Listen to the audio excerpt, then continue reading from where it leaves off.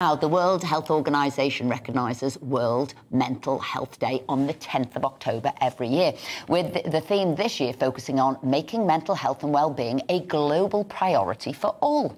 But of course, there are those with alternative approaches to mental health and treatment, including our next guest, therapist John Cottrell, who says people need to stop being a meal ticket for their therapists, who he feels indulge their patients for financial gain.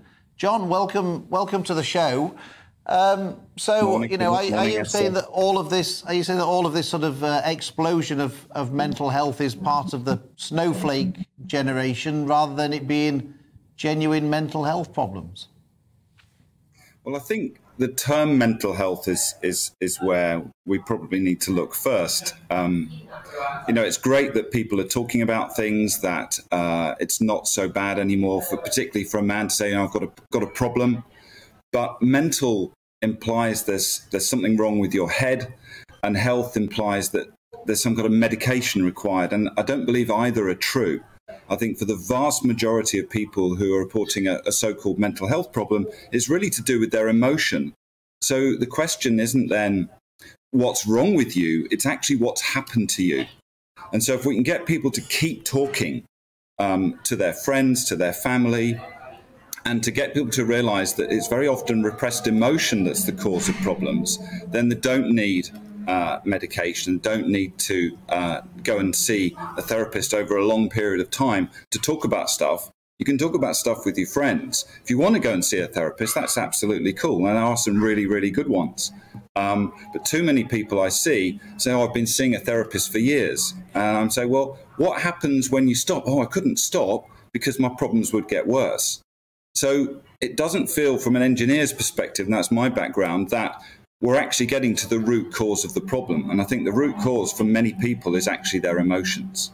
So is it possible that, for example, employers don't do enough to try and help their members of staff who say they've got mental health issues? I mean, I read somewhere that the Mental Health Foundation said that the cost of mental health problems is £1,652 per employee per year. So is there more that employers could do to help before it gets to the point of going to a therapist?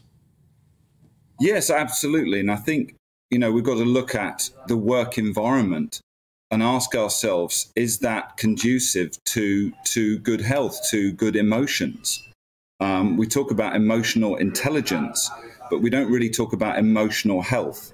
So having a management style, if you like, which is predicated on the whole person, rather than just demanding more and more, that requires managers to be less scared of having people speak up and having a more participative approach.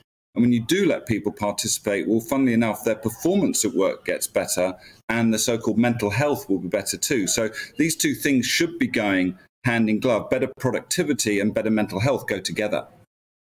You talked about before it'd be better if we were speaking maybe more to our friends and not having to go to a sort of a therapist, which is obviously an industry in its own right. So I would have thought more people are talking more than ever before. They're writing stuff, they're talking about stuff, they're emoting on every level. Is it that we've become more of a victim society, therefore we want to find something wrong with ourselves as well? Well, that's a really interesting point and potentially a controversial one.